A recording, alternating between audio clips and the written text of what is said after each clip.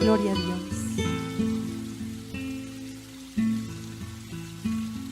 No logro entender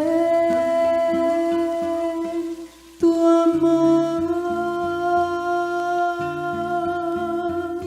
que siendo así como soy, me ames a mí.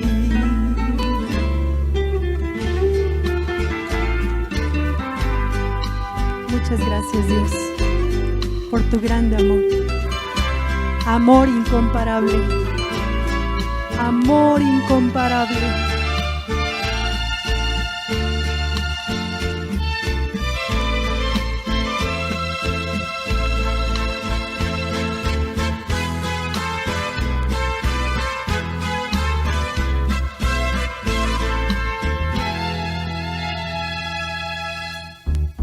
Mi gran amor, mi dulce Señor, eres tú.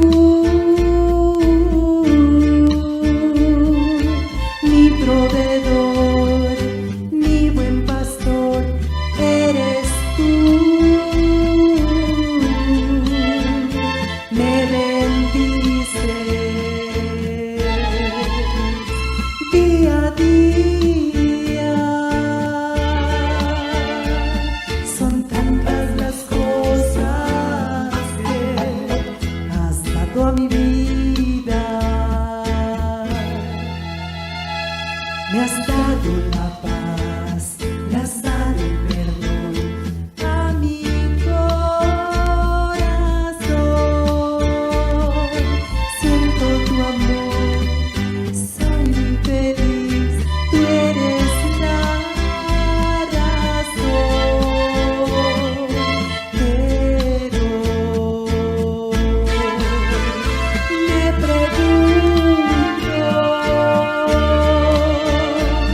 ¿por qué me bendices a mí si no lo merezco? No logro entender tu amor, pues tantas veces te he fallado y en cambio tú permaneces fiel. No comprendo tu amor, que siendo así como soy, me ames a mí. No logro entender tu amor, pues tantas veces te he fallado y en cambio tú permaneces fiel. No comprendo tu amor, que siendo así como soy, me ames a mí.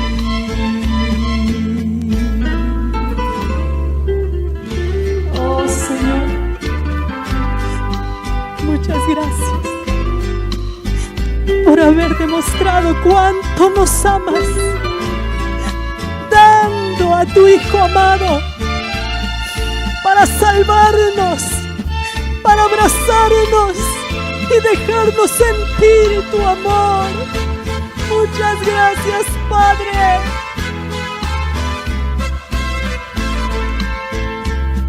No logro entender tu amor, pues tantas veces te he fallado, en cambio tú permaneces fiel. No comprendo tu amor, que siempre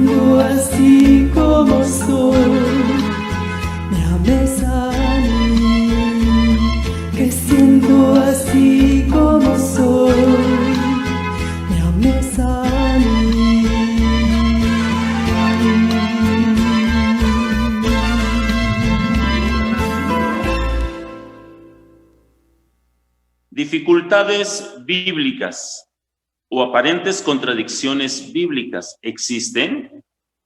Los opositores del cristianismo citan lo que consideran una contradicción bíblica o dificultad comparando un versículo con otro o más, que parece estar en desacuerdo con el primero. Cuando los críticos preguntan, ¿cómo se puede creer en la Biblia siendo que está llena de errores?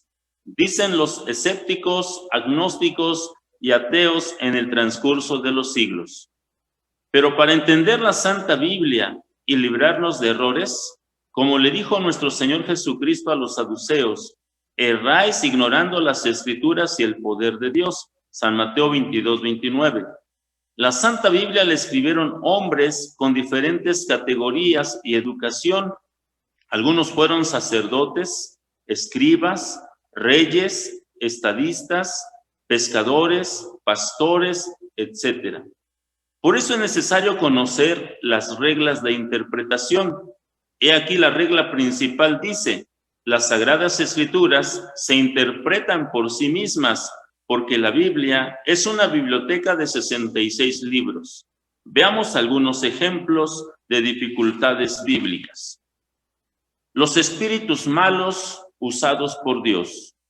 Primer libro de Reyes, capítulo 22, versículo 23 dice, Jehová ha puesto espíritu de mentira en la boca de todos estos tus profetas, y Jehová ha decretado el mal acerca de ti. La pregunta es, ¿Jehová puso espíritu de mentira en la boca de los profetas de Acab? Jueces capítulo 9, versículo 23 dice, envió Dios un espíritu malo entre Abimelech y los hombres de Siquem, que los de Siquem se levantaran contra Abimelech. La pregunta es, ¿Dios envió espíritus malos a los hombres? En la segunda carta a los Tesalonicenses, capítulo 2, versículo 11, dice, por tanto, pues, les envía Dios operación de error para que crean a la mentira. La pregunta es, ¿Dios envía operación de error? Estudiando estos pasajes, se descubre que Dios no es el autor del mal. Su propósito es lo contrario, pero sin forzar el albedrío del que Él mismo dotó al hombre. Es así como Dios en su soberanía permite la acción plena de los espíritus malos, a fin de que tal vez, siendo atormentado el hombre, por sí acuda a Dios, buscando su ayuda. Cuando el hombre busca a Dios, Dios imparte misericordia y ayuda, pero si no quiere el hombre buscar a Dios, Dios lo deja, que siga el camino de Satanás. Se puede decir que Dios no envía espíritus malos. Dios permite espíritus malos que atormenten a los hombres. También tenemos otro ejemplo cuando resucitó nuestro Señor Jesús. San Mateo dice en el capítulo 28, versículo 5, y respondiendo el ángel, dijo a las mujeres, no temáis vosotras, porque yo sé que buscáis a Jesús, que fue crucificado. Ahí se menciona el ángel. En San Juan, capítulo 20, versículo 12, dice, y vio dos ángeles en ropas blancas que estaban sentados, el uno a la cabecera y el otro a los pies, donde el cuerpo de Jesús había sido puesto. Aquí la Biblia menciona dos ángeles, pero esto no es una contradicción. San Mateo nunca dijo que había solo un ángel en la tumba después de la resurrección de nuestro Señor Jesucristo. Él dijo el ángel. Es probable que había varios ángeles allí. El propósito de la Biblia es resaltar que el que fue muerto por nuestros pecados vive. Jesucristo vive. Gloria al Señor. También hay otro caso. El error no está en la Biblia, sino en el crítico. San Mateo, capítulo 27, versículo 5, dice de Judas, y arrojando las piezas de plata en el templo, partióse y fue y se ahorcó. San Mateo informa que Judas se ahorcó. Hechos, capítulo 1, versículo 18, dice, este pues adquirió un campo del salario de su iniquidad y colgándose reventó por medio. y todas sus entrañas se derramaron. San Lucas dice que su vientre se abrió por la mitad y todas sus entrañas se derramaron. Una vez más, estos relatos entre sí parece que no están de acuerdo. Sí, pero Judas se ahorcó en un árbol, dice San Lucas, al borde de un acantilado, y su cuerpo cayó sobre las rocas abajo. Entonces sus entrañas se derramaron, como San Lucas lo describe vívidamente. Así que no hay contradicción. El comparar un pasaje con otro nos da más luz del tema que menciona la Biblia. El endurecimiento del corazón de Faraón, Éxodo 4:21. Y dijo Jehová a Moisés: cuando hubieres vuelto a Egipto, mira que hagas delante de Faraón todas las maravillas que he puesto en tu mano. Yo empero endureceré su corazón, de modo que no dejará ir al pueblo. La Biblia cita a Dios diciendo: endureceré su corazón, el de Faraón, y no dejará ir al pueblo. Pregunta: ¿es verdad que Dios endurece el corazón del Faraón? Solución: en el lenguaje hebreo, la frase Jehová endureció se destaca como un hebraísmo que significa permisión.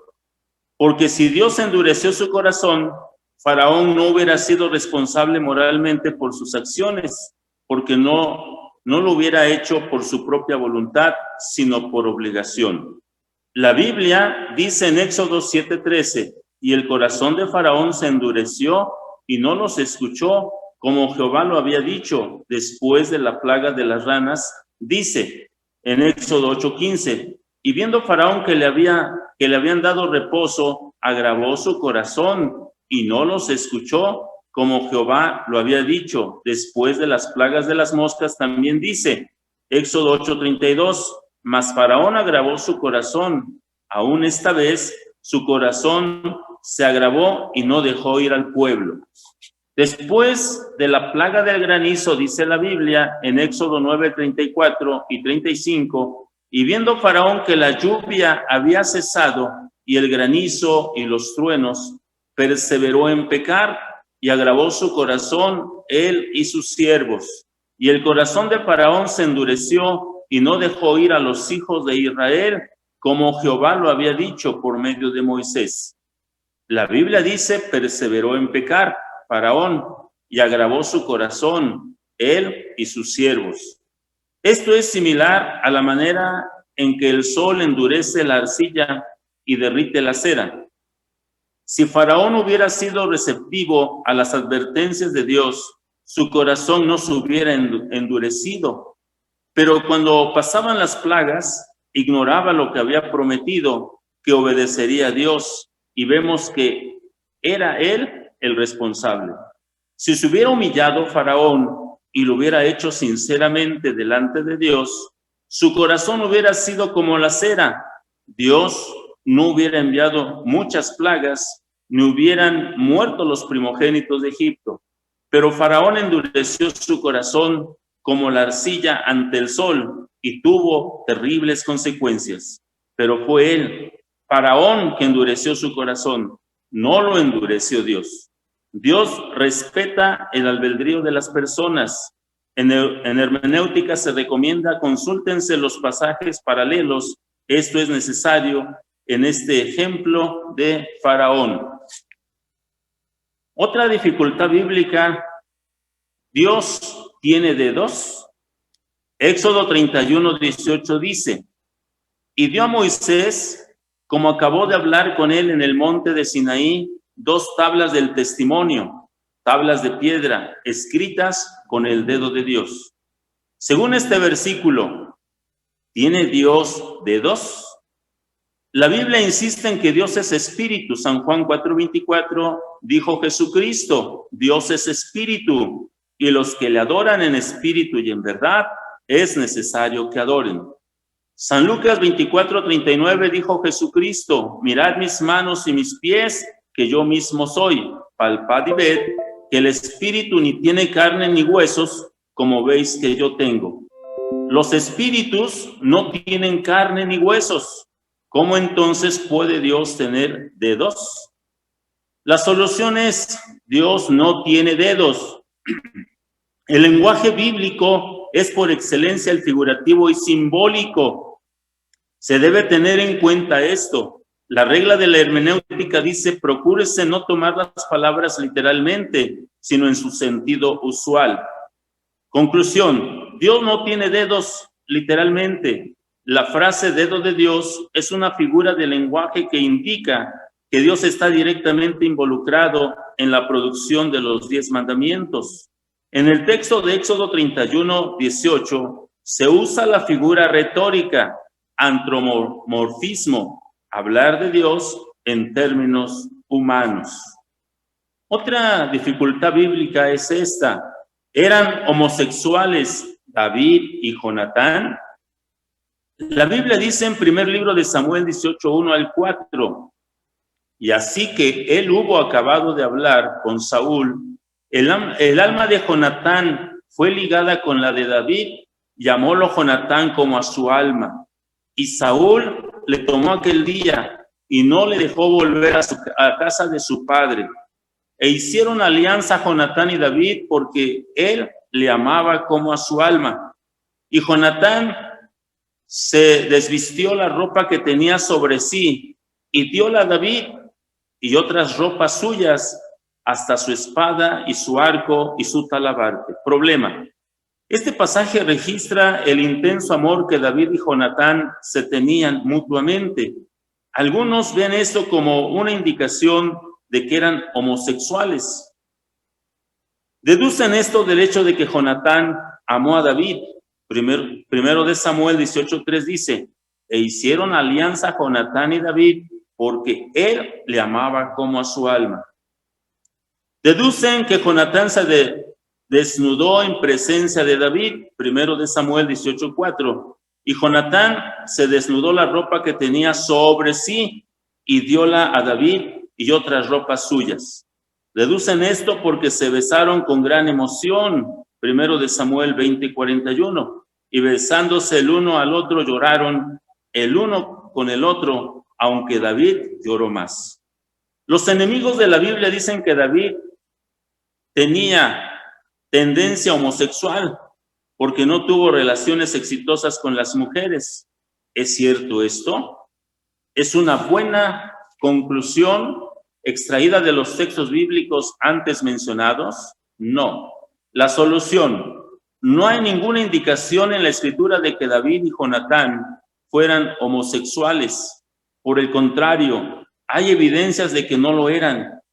El pecado que David cometió con Betseba, que se narra en 2 de Samuel capítulo 11, prueban que no era homosexual. Esto revela que su orientación sexual era heterosexual, no homosexual. David no tuvo una sola esposa, tuvo varias. Esto indica que parecía tener demasiada heterosexualidad. 2. El amor de David hacia Jonatán no era sexual, no era erótico, sino una amistad sincera, un amor de hermanos en común. En culturas orientales, que los hombres heterosexuales expresan amor y afecto el uno hacia el otro, saludándose con un beso. Jonatán no se quitó toda la ropa en presencia de David, solo se despojó de su armadura y su túnica real. Primero de Samuel 18:4 dice: y Jonatán se desnudó la ropa que tenía sobre sí y dióla a David. Solo dio como símbolo de su profundo respeto por él y su adhesión a él. El beso era un saludo común de los hombres en aquellos días. Además, esto ocurrió cuando David tuvo que huir de Saúl, el rey que quería matarlo, por celos, porque Saúl presentía que David llegaría a ser rey del pueblo de Israel. En 1 de Samuel 20:41 dice: y besándose el uno al otro lloraron el uno con el otro, aunque David lloró más. Aquí vemos que este encuentro fue para despedirse y emocionalmente el llanto era de tristeza porque David tenía que alejarse de Saúl, el rey. Y el besarse era la forma de saludarse de acuerdo a la costumbre oriental. No eran besos eróticos por tener relaciones sexuales. La regla de hermenéutica dice, tómese las palabras en el sentido que indica el contexto. David y Jonatán no eran homosexuales. Dios bendiga, buenas tardes. Voy a leer una parte de la Biblia que está en Romanos capítulo 11, versículo 33 nada más. Dice así: oh profundidad de las riquezas de la sabiduría, de la ciencia de Dios, cuán incomprensibles son sus juicios, inescrutables sus caminos. Nos damos cuenta que aquí, en esta ocasión, tenemos algo muy importante que decir respecto a la sabiduría de Dios, a la profundidad de las escrituras. Este tema es un poco, pues, ¿qué diremos? Un poquito, pues, donde se llega a no a una conclusión, o a veces no se llega a la conclusión. El tema es estudios de profundidades bíblicas de varios temas. La introducción que tengo es: la Biblia es un torrente donde el elefante puede nadar y el cordero puede cruzar sin peligro. Misterios de la Biblia. Lo invita a conocer y comprender mejor uno de los libros más leídos en todo el mundo. La Biblia se prueba por sí sola. Una apasionante biblioteca en las que hay libros de historia, de aventuras, biografías de grandes personajes, descripciones de lugares de gran importancia. A lo largo de más de 1000 años retóricos de sucesos, fue escrita en 3 idiomas por autores de los que estamos separados por épocas y mundos. No es de extrañar pues la Biblia nos parezca misteriosa. Misterios de la Biblia. Se refiere a ser un complemento de la Biblia de misterios y lo ayuda a profundizar más en enriqueciendo sus conocimientos. Advertencias del Nuevo Testamento. Nos dice San Marcos 12:31: amarás pues al Señor tu Dios de todo tu corazón y con toda tu mente y con toda tu alma, y a tu prójimo y con todas tus fuerzas, y a tu prójimo como a ti mismo. Ahí encontramos algo muy importante, que si amamos a Dios debemos amar al prójimo. Si no, ¿cómo podemos decir que amamos a Dios que no lo vemos cuando al prójimo que vemos no lo amamos? Cita bíblica. Es una cita que está en Génesis 6:6. Se arrepintió Dios de haber hecho al hombre. ¿Dios acaso se arrepiente? Claro que Dios no es hombre para que mienta, ni hijo de hombre para que se arrepienta. Pero aquí encontramos una controversia. Amarás pues al Señor de todo tu corazón, y otra advertencia de que Dios se arrepiente. ¿Acaso es como nosotros? Dios no miente, Dios es poderoso, Él es real, es grande y misericordioso. ¿Se arrepiente Dios de lo que hace? No se supone que Dios es perfecto. ¿Se equivoca Dios? ¿Cambia Dios de parecer? ¿Cambia Dios de opinión? Dios nunca ha tenido que cambiar su opinión desde la fundación del mundo. Y se arrepintió Jehová de haber hecho hombre sobre la tierra. ¿Cómo nos damos cuenta aquí? ¿Cómo es que Dios se arrepintió? Cuando Dios no tiene de qué arrepentirse. Dios es perfecto, Dios es justo y Él conoce todas las cosas. Se arrepintió Jehová de haber hecho al hombre en la tierra. Y después vino un diluvio, y aunque todo esto le dolió en su corazón, el cual se salvaron solamente 8 personas. De esta manera vemos allí algo muy controversial, como que Dios se arrepiente. Eso es lo que el tema importante que en este momento consideramos. ¿Dios se arrepiente acaso de lo que ha hecho? Este segundo tema tengo una base bíblica, el lucero de la mañana en Ezequiel 28:13 al 19. Dios lo envió, Dios había hecho perfecto pero el descuido le trajo estas consecuencias, que se convirtió en Satanás por causa del orgullo, de la altivez, se enalteció, se quiso hacerse semejante a Dios. En la tradición cristiana, su señorío, el ángel caído, al que la soberanía lo hizo perder su posición en los cielos, transformándose en Satanás. No hay ningún versículo en la Biblia que diga Lucero es Satanás, aunque un examen de varios pasajes revela que Lucero no puede ser otro que Satanás. La caída de Lucero, descrita en Isaías 14:12, es probable que la misma a la que Jesús se refirió en Lucas 10:18. Yo veía a Satanás caer del cielo como un rayo, como un rayo. Una caída similar describió en Ezequiel 28 la cita anterior leída. Hubo opositores que abiertamente fueron usados por el enemigo de nuestras almas, como la reina Atalía, que quiso acabar con la simiente real, pero no lo logró. Segundo de Reyes 11:1. También Amán quiso exterminar a todos los judíos, pero no venció. Por el contrario, fue derrotado y murió en la horca que él mismo preparó.